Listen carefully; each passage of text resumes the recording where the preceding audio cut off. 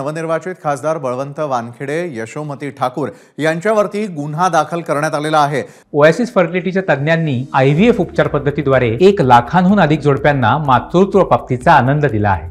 मोफत appointment book करण्यासाठी आजच संपर्क साधा। अमरावती खासदार कार्यालय कुलूप तोड प्रकरणी 15 जणांविरुद्ध गुन्हे दाखल करण्यात आलेले आहेत।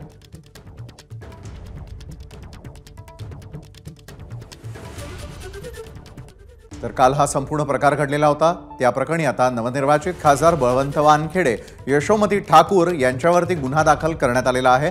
अमरावतीच्या खासदार कार्यालय कुलूप तोड प्रकरणी 15 जणांविरुद्ध गुन्हे दाखल करण्यात आलेले आहेत।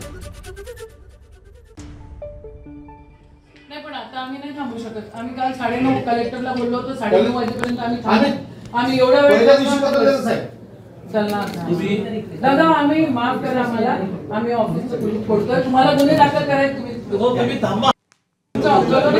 आम्ही सगळे काँग्रेसवाले द्या, आम्ही ते ऑफिस